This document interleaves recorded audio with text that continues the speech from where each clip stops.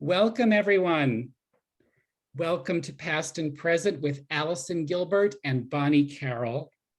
My name is Andy Engel, and I am Senior Programmer at Reimagine. Our mission is to help people of all backgrounds face adversity, loss, and mortality, and channel the hard parts of life into meaningful growth and action. Next slide, please, Dara.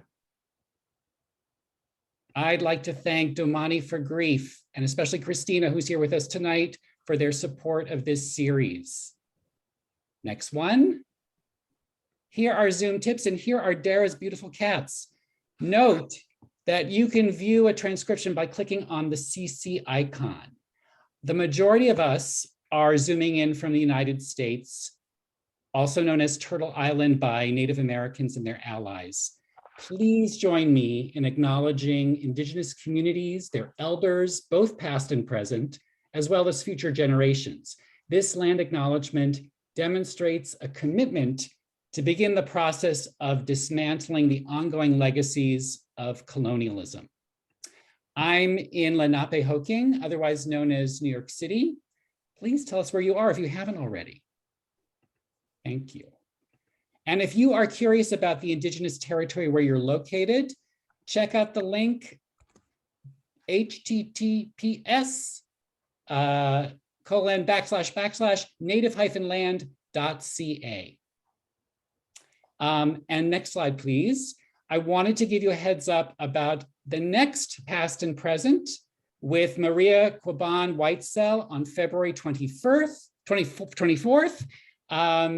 And we have our monthly candlelight vigil with author David Sheff on February 9th. That's the next slide. We invite you to both these events.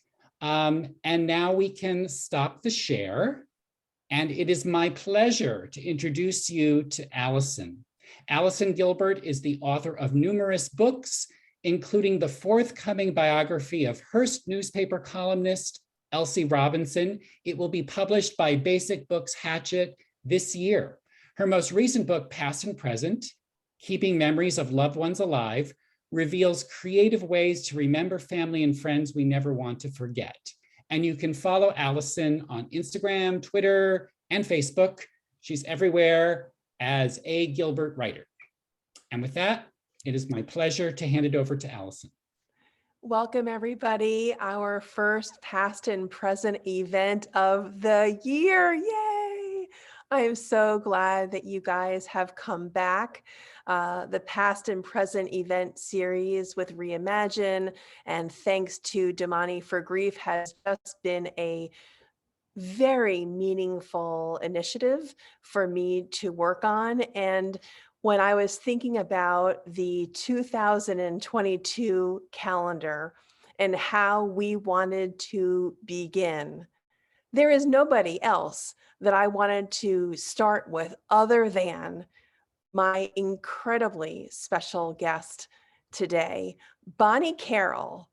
Welcome. And I'm going to introduce you throughout this entire event because your accolades go on for a long time. So what I thought I'd do is I'd sprinkle them throughout the conversation. But first, welcome, Bonnie Carroll. Thank you so much, Allison. It's great to be with you. And thank you just for so warmly welcoming me to this beautiful community. We are so happy to have you. And where I would like to begin is somewhere that puts you in community directly with the rest of us. So before you founded the Tragedy Assistance Program for Survivors, before you were awarded, you were the recipient of the Presidential Medal of Freedom from President Barack Obama, before all of that, you were a woman on a mission. You were working, you were married, you had a terrific relationship with Tom. And I would love to start what puts you in here with really all the rest of us, which is your personal experience of loss. Back in 1992 is when your grief journey began. And I want to talk about you and Tom to get us started. Oh, Tell us thanks. about this picture. Thanks so much, Allison. And I mean, I had the honor of serving in 3 different administrations in the White House, and then meeting and marrying the love of my life, Tom Carroll. We were both serving in the military. Tom was in the Army National Guard, and I was in the Air National Guard. Tom's career had taken him from active duty service and command all the way up to being the commanding general of the forces in Alaska. And, we just thought life absolutely could not get any better. Going back even further, Tom had lost his dad in the military. When he was a teenager, his father, who was a 2-star general, was killed in a military plane crash. And Tom had survived combat service. So we thought at this point in his career, we had kind of gone past all of that risk. We thought that now it was just kind of easing into the end of what had been for him an extraordinary career. We were both just really enjoying our lives. And we had 2 foster children. We had just a beautiful home established. And all of that changed, as you said, in November of 1992, when Tom and 7 other soldiers were killed in an Army plane crash. I just really thought that could not possibly touch our life. I thought we had both endured enough tragedies, and yet it did. It happened. And in that one moment in time, it changed everything. It really just stopped life as I knew it. It erased the future that we had planned. And it began, as you said, this now journey to rediscover what life was going to look like post loss. So for so many who have experienced hardship, tragedy, periods of complete transformation in their lives, I hope this conversation will just maybe add a few insights that you can apply to your own life. What I find incredible, Bonnie, about your personal story is that in 1992, something incredibly sudden happened to you, changing your life forever. And yet 2 years later, you managed to wrestle with your personal experience and somehow shift to really founding this organization that has transformed so many millions of other lives. And I'm wondering, for people who are listening now, right now on this call, but who may be tapping into this conversation months from now or years from now, how did you pivot like that in 2 years when so many of us feel that in 2 years we're still in the throes of grief whiplash, if you will? Well, Allison, immediately after Tom's death, there was this moment where I thought, oh, well, gee, how fortunate. I've had training through the military in critical incident stress management. I've worked at senior levels of government. I've, all of these different experiences in my background. Thought this will really sustain me, and I'll be able to help my family, help all the others who were grieving a loss, the other families affected by this tragedy. And Allison, that little fantasy lasted about 30 seconds. And I just could not even breathe. It literally was hard just to catch a breath, just to inhale. And it was shocking how profoundly the death of a loved one can stop our own lives from moving forward. But as time went on, I just started drawing on those resources and saying, well, I know there are support organizations existing for other types of loss in our society, that in our country, we have groups that have stood up, peer-based groups, supporting those who have lost loved ones in other sorts of circumstances. So clearly there must be something for our military community. I immediately became a life member of Gold Star Wives, a membership association for military widows. I reached out to Society of Military Widows, American Gold Star Mothers, anybody I could find. I went back to my friends in government at the Department of Defense, Department of Military Affairs, just trying to find out where support existed. Where was my tribe? Where were those who were grieving not only the loss of a loved one, but the loss of a culture, of a military community? And Allison, I found out it actually didn't exist. I want Gold to, Star. I just stepped on you, Bonnie. Go on. No. It was amazing then thinking, well, gosh, if it didn't exist, wow.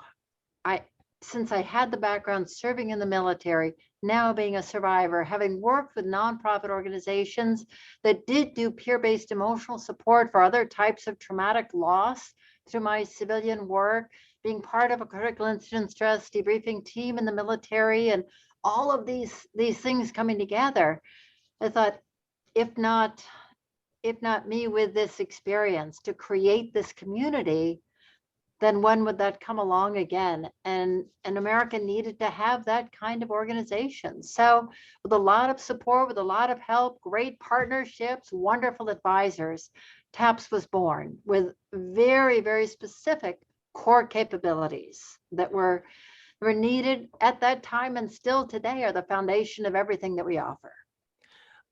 Before we go into the specifics of what TAPS offers, I would like to go back a little bit and talk about what you have found to be universal.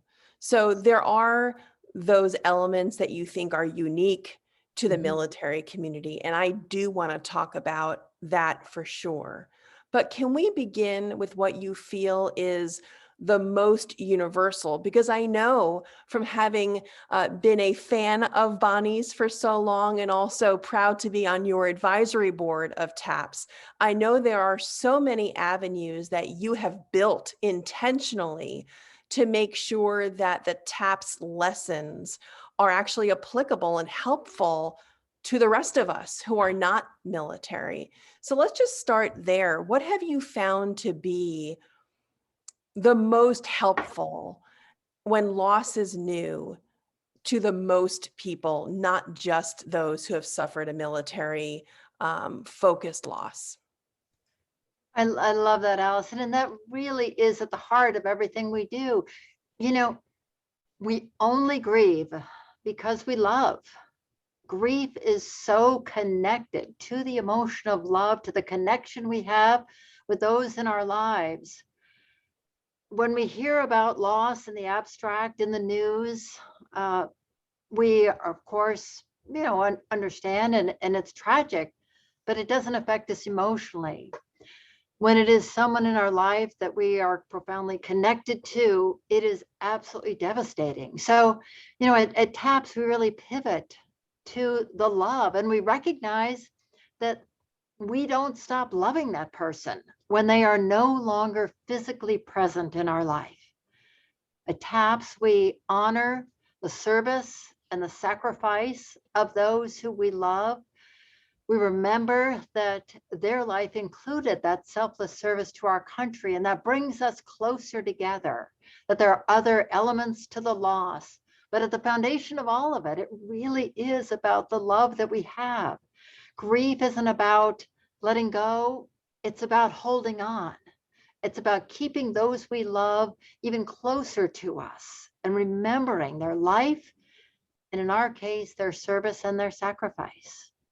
I want to let that land for a moment, because I think many people come to conversations similar to this one, and they feel a sense of eagerness, either that comes from within or perhaps it's from well-meaning friends and family, to move on, to don't linger, that it's only healthy if we continue to look forward. And That is not exactly, Bonnie, what you're describing, is it? No, that isn't the way it works. And anyone, as everyone on this session knows, that isn't really how grief happens.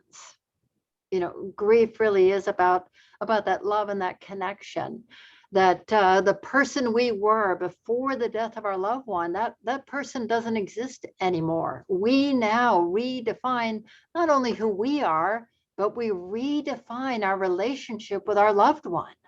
They will always be in our life. They will always guide us, influence us, impact us, and they just will not be physically present with us. Do you feel, Tom, doing your work with TAPS? I do. I absolutely do. And there have been times when really have had things happen. We call them God winks. Things that I just like to imagine that he's had a hand in. And I think everyone's sense of that might be different, but at TAPS, we do have a session at our seminars called God Winks, where people share stories, and they're wonderful. And it's without judgment. It's just with acceptance. It is what it is, and it's a way that we continue those bonds.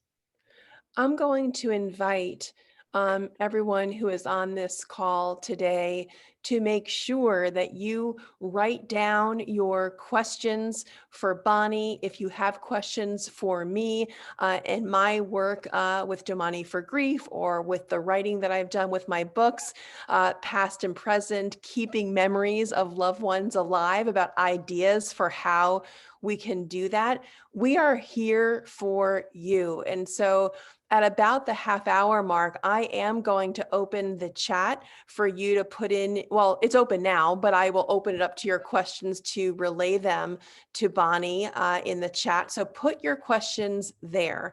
If you want your questions to be anonymous, then you can certainly do your drop-down menu. Don't do the question in the chat to everyone. Choose Christina. And what Christina will do, her last name is Cerio. She will then not expose who asked the question, but she will then relay the question to me, and of course to Bonnie as well. So think about what you would like to ask Bonnie. Really, when was the last time you got to ask the founder of TAPS a question, a Presidential Medal of Freedom recipient a question? This is your time, and I'm happy just to be the conduit to make that possible. So Bonnie, we were talking about the universality that you see in the work of TAPS. I do want to spend a few moments drilling down specifically what you have found to be so unique about military families and military loss. Why was it so important to find your tribe? What is it about the military community that needed to be tended to? Immediately after the loss, I was familiar with other types of support groups for those grieving, in particular cultures. There was one for families of fallen police officers. And I thought, grief is grief. I'll just go and they'll understand me. And what a shock it was that I wasn't speaking their language, and they certainly didn't understand mine. I had no idea what their culture was about. Went to several other groups, and it just wasn't a fit. It wasn't until I got back in touch with the other widows who lost their loved ones in my husband's crash that I really found, wow, we had everything in common. We were speaking the same language. We had come from the same community. We had a common base of support. And we were also grieving the secondary losses of that community, that connection, and that culture. Now we see this at TAPS, particularly with our military children. These kids may have been what we call military dependents. They may have grown up on military installations with all of the special acronyms and the things that go along with military service, like moving every 2 years, or, talking with their friends about deployments and, the dangers and the fears about wartime service. So At the That good grief camps, we actually help kids transition from being that dependent now to being the living legacies of American service and sacrifice. Let me ask Christina to show that wonderful photograph that we have that really showcases the breadth and the depth of your work. When you talk about impacting children in these military families, you're not just dipping your toe, Bonnie Carroll. You have touched tens of thousands of lives. And talk us through some of the programs that are specific to the youngest children, and maybe touch on all the ways that you even help young adults through the mentorship program that they can grow into themselves. Oh, thanks so much, Allison. And I'm so glad that you've been with us at so many of the good grief camps, at the survivor seminars. It really is a wonderful opportunity for folks to come together to know that they're not alone. Grief is very isolating.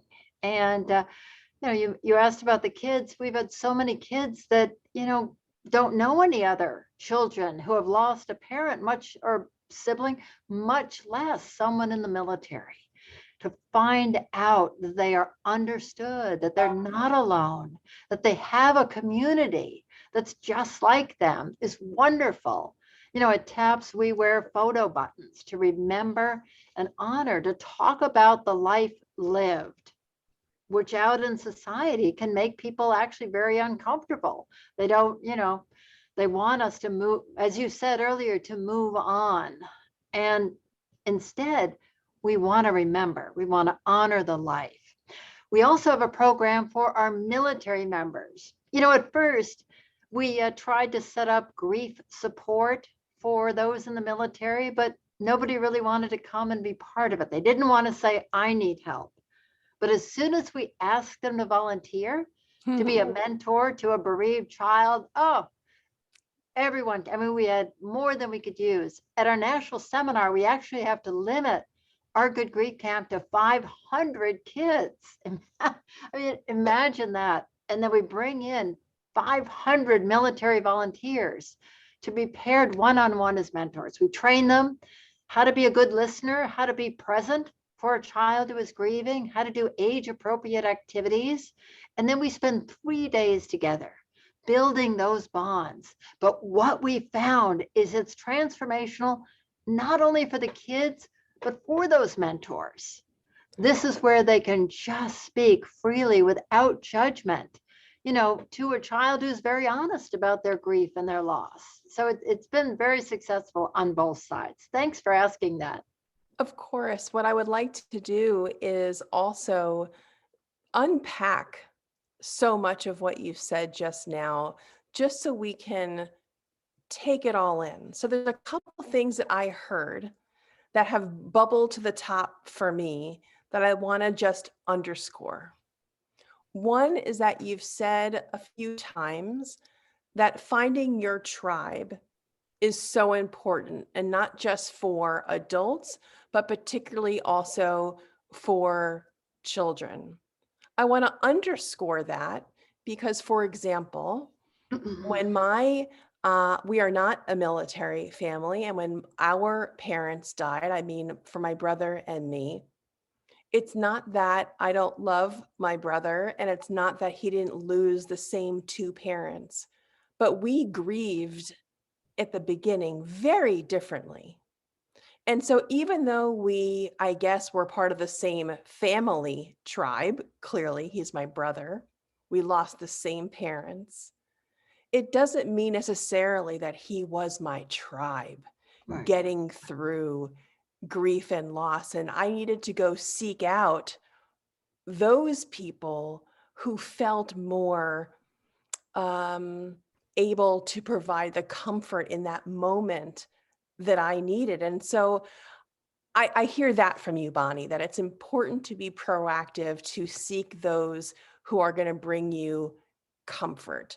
That's number one. The other thing that I'm hearing that I want to underscore for everyone to, I think, really just focus on, and this is part of your work that I just admire so much, is that these kids are young. You're not protecting them in bubble wrap that they can't hear or be around loss or talk about death, or that these feelings are too confusing for a child.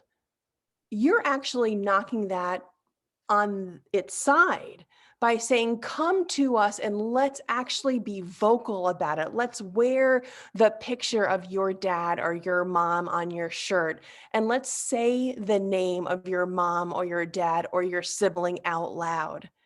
And I feel like that's worth emphasizing here, that kids should and can be part of this conversation, and in many cases lead the discussion within their family and their tribes as well.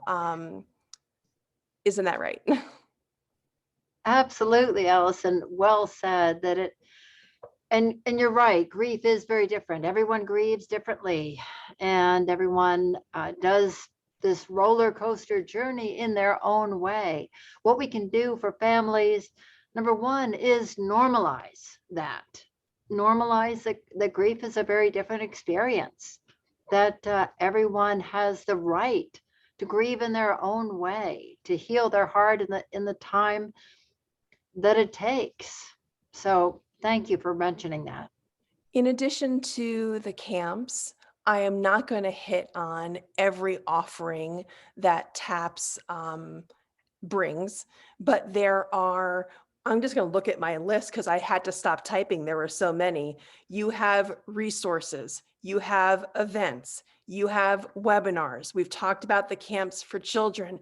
You actually run trips that bring even sub-tribes together, which I think is extraordinary. But there's one part of this that really is purpose-built to extend, to expand, and that's the Institute for Hope and Healing. And that is really taking all of this work and making it digestible to everyone and not specific to the military. So the TAPS Institute for Hope and Healing, I would love you to talk about that and how everyone can take advantage of that. Oh, wonderful, Elson. And please, it's taps.org/institute. We run regular webinars on all sorts of subjects related to coping with grief and traumatic loss. In the military, we have a very high rate of suicide loss. We also have a very high rate of loss due to illnesses and young caregivers who are now transitioning to being survivors. Our webinars are offered usually at noontime Eastern time. They're free of charge. Many of them have also the ability to receive CEUs and CMEs for those with licensure requirements. And for that, there's a small processing fee, but wonderful topics. We have an advisory board that it includes America's leading grief and trauma specialists. And Allison, I'm so glad that you serve on our advisory board. It's amazing. We have a magazine that is published quarterly, and we would love to include everyone who is a listener here to sign up for that. Just go to taps.org, and we'd love to send you that. Everything we do is at no charge. It's made possible by our donors. So it is this wonderful community, and the more folks we can get involved to learn about military service, sacrifice, honor, and remembrance, the better for all of us. So just to make sure that we all understand, you're saying that you can become a part of the TAPS community, even if you yourself are not a part of a military family? Well, please do. Absolutely. The Institute programs are open to everyone, free of charge, wonderful training, wonderful information. And if you are interested in our culture and interested in the work that we're doing, please do sign up. We'd love to send you the magazine. That's great. And we put in the chat the link. So I'm making sure you guys all see that in the chat. There's a link to the Institute. As a reminder, it's at the half an hour mark. I'm going to make sure that I go into the chat and Christina goes into the chat and we answer your questions. So please continue to put your questions in the chat. I'm going to ask Bonnie One more question before I turn my attention to what is on your minds. But before we do that, I want to remind everyone that Reimagine has tons of future events for you to tap into. You, of course, know how to find them.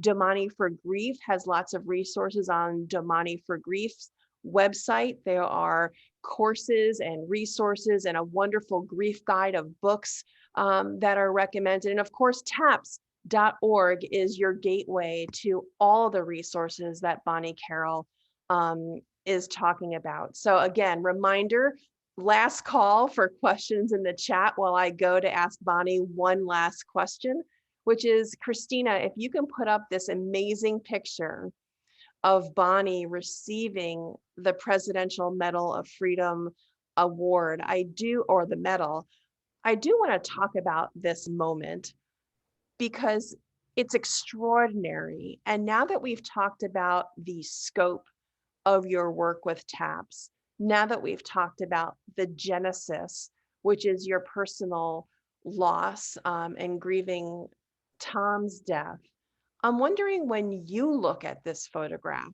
honoring your work founding the Tragedy Assistance Program for survivors, what do you think when you see this?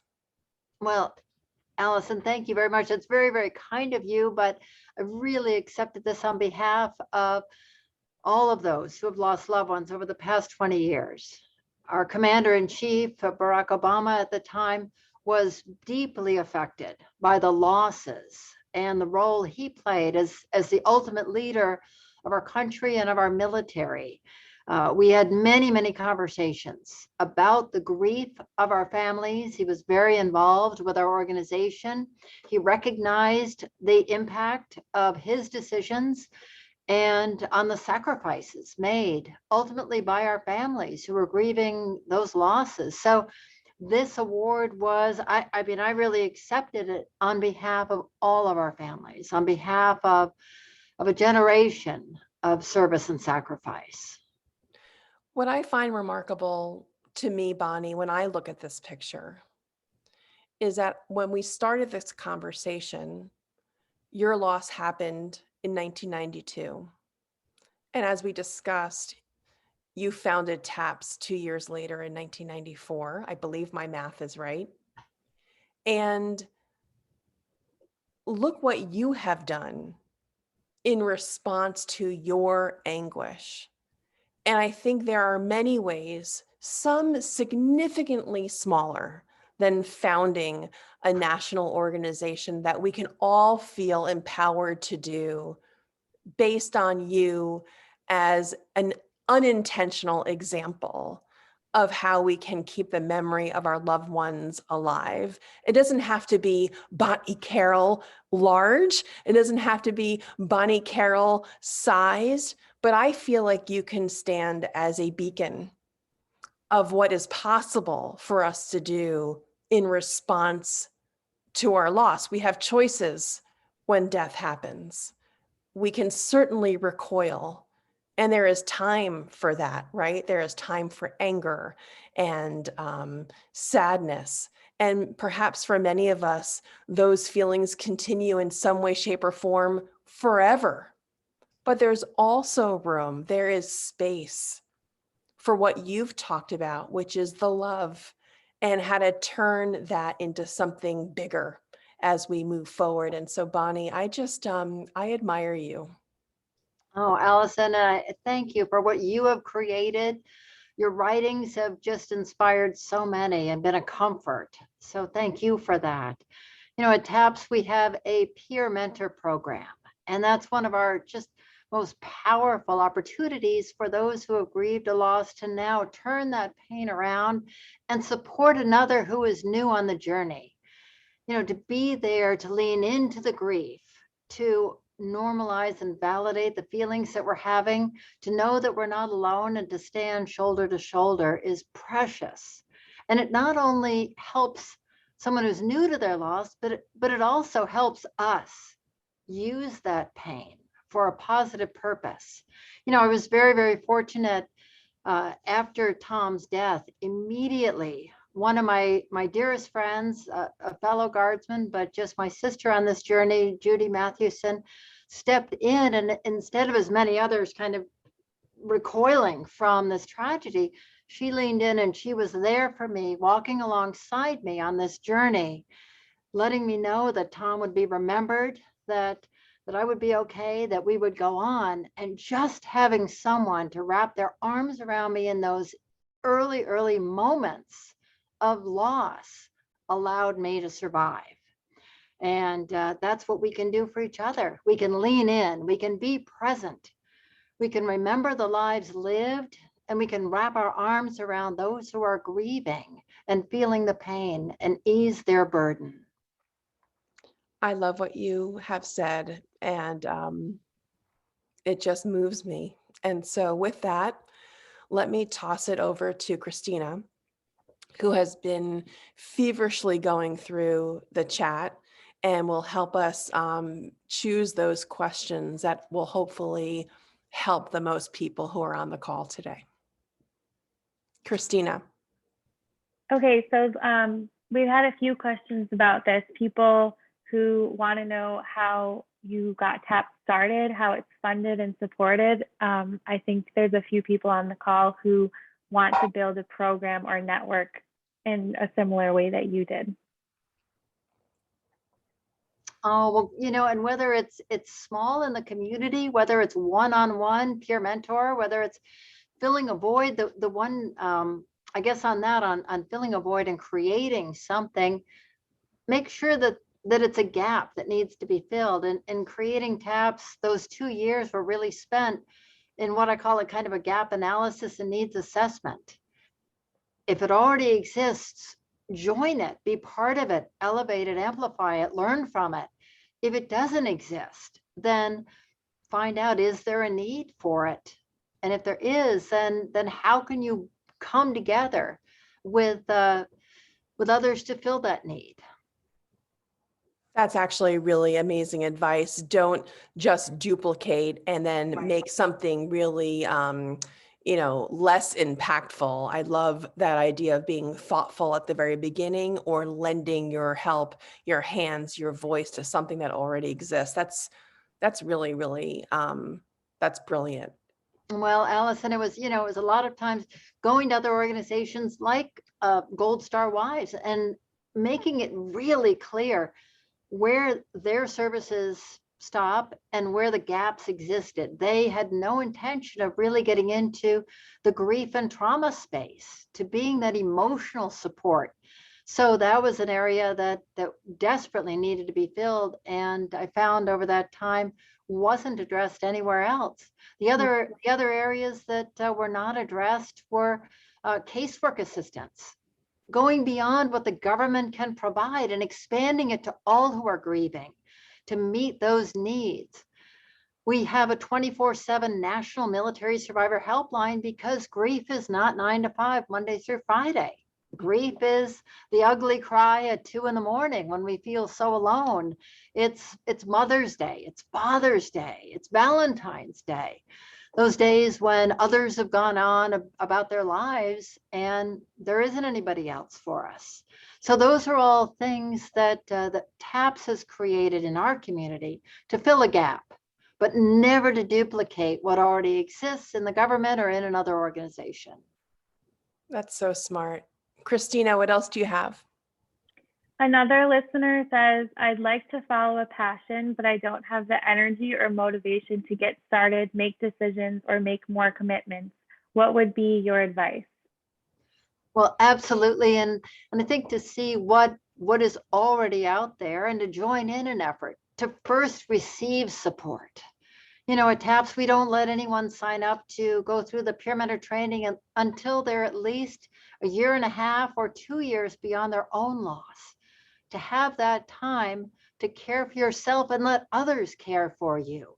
And even if it's 10 years beyond your own loss, or even if you come in and out of your grief journey, allow others to be there to support you during those difficult times. You know, it's funny, a question came up for me when you were talking, Bonnie, that There's something powerful about having lived through a loss and using that experience to help a friend, to help a family member, to help someone in your community. Do you find that those of us who have been through loss are more empathetic? Are we able to be better friends, heightened listeners? What are the upsides of having been through these really hard experiences? Well, Allison, thanks for that. Grief is not a mental illness. It isn't a physical injury. It isn't something we can put a bandage on or take a pill for. Grief is the normal human response to the physical loss of someone we love. What we can do is come together with others who have had that experience as well, understand and validate that loss. When I'm on a call or in a conversation or meeting someone who's just newly bereaved, who's suffered the loss of a loved one in the military community, at first the conversation might be a little formal, almost, they don't know if I'm with the government, if I'm a clinician. But as soon as I mentioned something about, well, when my husband died or my own personal loss, it changes the whole conversation, literally from kind of this formal stilted to, wait a minute, did you feel like this? Did you have this experience? It's a whole different level of communication because we have the moral authority to speak from the heart, from our own personal experience. So that's the real value of a peer-based emotional support program, especially connecting those who are grieving a loss with others who can really understand it and understand the culture and the community.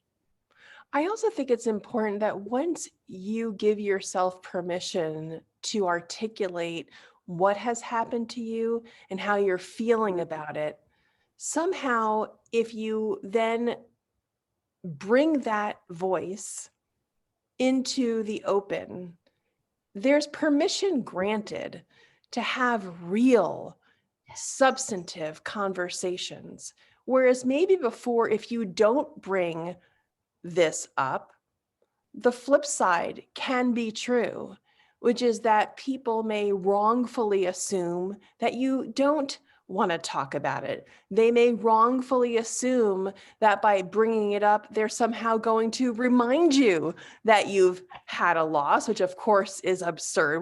We don't forget our losses. We are happy to be able to vocalize and keep memories alive, as you have said. So there's also this invitation that I think happens when we do communicate what has happened to us and within our homes. Do you find that to be the case too, that we can actually spark conversation? Oh, absolutely. I love it, Allison. That's beautifully said. Yes, it is that moral authority that transcends any kind of academic degree or credential, that is just that human soul to soul connection, that we can be there to understand, to wrap our arms around and embrace the pain and the grief, and just know that together we can heal broken hearts and do that while honoring our losses. Absolutely. I want to make sure that while we have people's attention, they know exactly where to find the resources that we have been speaking about. We've been talking about a lot. And so I want to make sure that I am just highlighting for everyone who needs to know and who wants to get out their phones right now and make sure that they can start marking all of these different accounts. So you don't feel like when this conversation ends in 15 minutes that you're like, oh, what was that again? And I want to prevent that from happening. So bear with me for 2 seconds. I'm going to run down the list. So taps.org. Okay. On Facebook, taps.org. On Instagram, taps.org. On Twitter, taps.org. Are you sensing a theme here. And of course, Bonnie, what we haven't spoken about you is that you are also an author. Can you talk to me and talk to everyone about your work as a writer? Oh, well, thank you. I contributed chapters, as have you, Allison, to many books on grief and loss. But then Dr. Alan Wolfeld and I collaborated to co-author a book on 100 very simple suggestions on healing your grieving military heart, coming together for our community. Most of those tips are applicable to all who are grieving, but some are specific in our culture and our community. So that was just such an honor to work with him on that project. And he's awesome. If you guys don't know Alan Wolfeld, please do add him to your list. As promised, I'm going to go through the other resources too, so you don't have to say when we're off this call, what were those resources again? So Domani for Grief, who we would not be here without if they didn't sponsor this series, domaniforgrief.com. On Facebook, Domani for Grief. They have a community page too. We've talked about finding your tribe. Domani for Grief has a community page on Facebook, so please take advantage of that as well. And on Instagram, it's Domani for Grief as well. And I would imagine, although I should throw it in there, that Reimagine you're very well familiar with too. But of course, letsreimagine.org. They have Let's Reimagine on Facebook, but it has an underscore. So if you're on your phone right now, you're trying to find them, it's the underscore. Instagram, Let's Reimagine, and of course, Twitter, Let's Reimagine with the underscore as well. Bonnie, talk to us about COVID, about the losses that this country has faced during COVID. Has TAPS had a role perhaps that would be surprising to us listening about how to manage this pandemic? Well, it's interesting. We are part of the COVID collaborative. We were part of a letter last year with the Association of Death Education and Counseling and the Hospice Foundation of America on coping with loss and that transition in all of these unique circumstances. You know, in the military, we have dealt for years with deaths that have occurred during a deployment, during separation. And many of the things that we have learned about that unique circumstance have applied now to those who have lost loved ones who were isolated due to COVID. At TAPS, a lot of people think the war is over, but they don't understand that 1/3 of those we lose in the military actually have been lost to an illness. Many of those illnesses were related to exposures to toxins while deployed. So it was rare forms of cancer. Last year, we had 9,246 newly bereaved surviving family members who came to TAPS, and 1/3 of those had lost a loved one to illness. So whether that was COVID related or cancer related as a result of exposures in the military. So this is all a young population.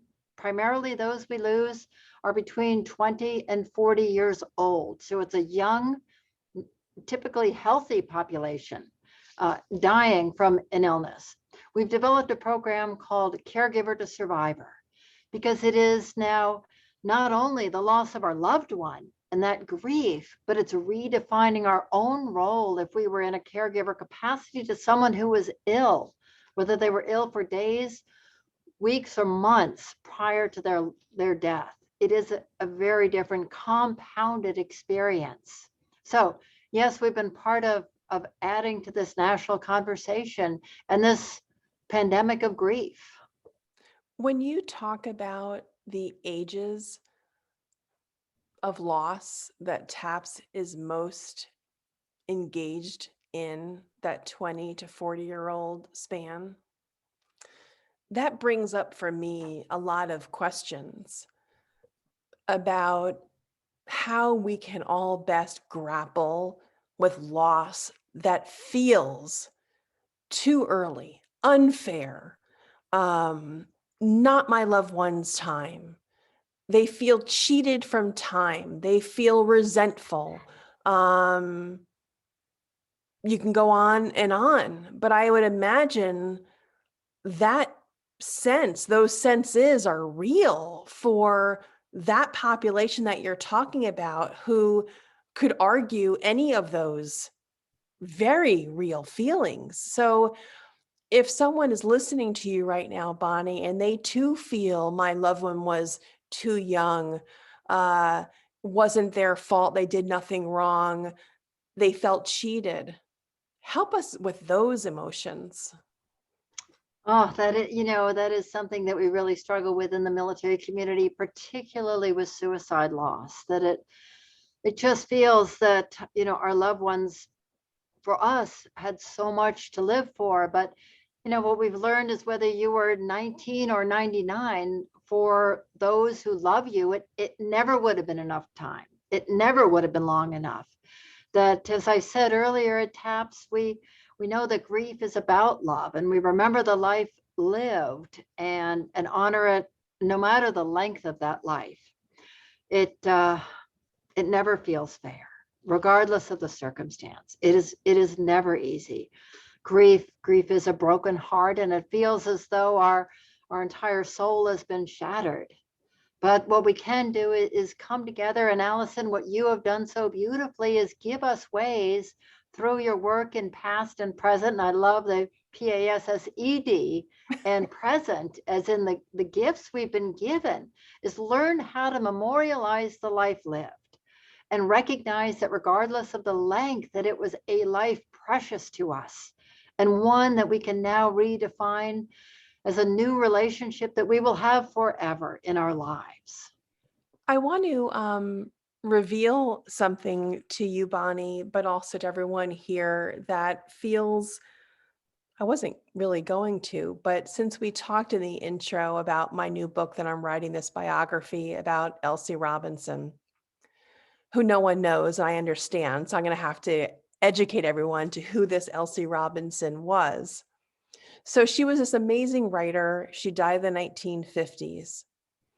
The only reason why I know about her, and I wanted to write this biography of her, and I'm going to tell you the story because it's completely relevant. After my mother died, my brother and I were cleaning out our childhood home. And I was having a really rough time going through all of my mother's books. I wanted to lift every book up and down to see what fell from the pages. I wanted to see if there was a note inside or if she annotated something. I just wanted to see her handwriting. I just couldn't just pack up the boxes without this fanfare to see what was inside. So in the throes of this grief, something did fall out of one of these books. It fluttered to the ground. It was a piece of onion skin paper. Remember onion skin paper that you used to type on?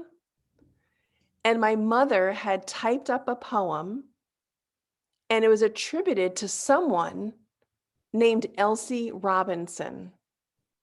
I said to my brother, "Do you know who this is?" And he said, "No." Well, last part of the story is that it was a poem. The name of the poem was called Pain.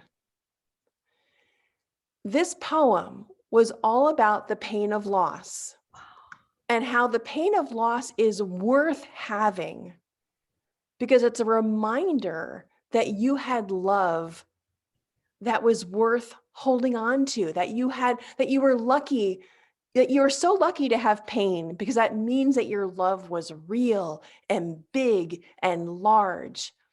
Well, it should have been my mother reading me this poem. But of course, I was reading it after she had died. And so that's what put me on to this journey, is because she understood loss, Elsie Robinson. And I was put on this path, like you were put on the path of starting TAPS. I was put on this path to write this biography of Elsie Robinson because my mother died. And so I appreciate how you took your experience, Bonnie, and you have helped. I think you've actually quantified it. How many tens of thousands of families have you touched? Oh, 10, well, 50? oh my gosh, last year, as I said, we had nearly 10,000 new families. That's 1 year out of nearly 30 years now. So and there are so many more who will never know, but the military, has suffered so much. And as we create this community analysis, it's the people you will never know who have read your books. It is this beautiful, just community of love, of healing, of hope. And hopefully everyone who is in this session will share and will reach out and will be the better for having been here today. 100%. So as we wrap up, to say thank you, Bonnie Carroll, thank you. When you say reach out and to be in touch, the best way is through taps.org. Is that right? Yeah. Okay. And for Damani for Grief, it's damaniforgrief.org. And for me, I am really changing. I'm writing about Elsie all the time now. So if you want to get in touch with me, I'm a Gilbert writer. Everywhere. I have a newsletter that goes out just once a month for now about this amazing woman, Elsie Robinson, who I only found out about because my mother died. And I was just on this passion to find out more about this writer who meant something to my mom and made me feel closer to her as I was writing this book. So thank you, everyone, for participating today. As a reminder, as always, we do these conversations the last Thursday of every month. So please do join us in February. I can't wait to be back here with you then. And reach out. Don't have this be the end of a conversation until February. There's no reason for that. Come join us anywhere you want to on social media, via email. We don't have to stop right now because it's the hard out. Please take advantage of this community. Reimagine is a tribe. Damani for Grief is a tribe. Bonnie has started a tribe with TAPS. And so hopefully we can all feel stronger after today's call. So Bonnie Carroll, thank you again. Thank you so much, Allison. This was awesome. And big hugs to everyone. Bye, everybody.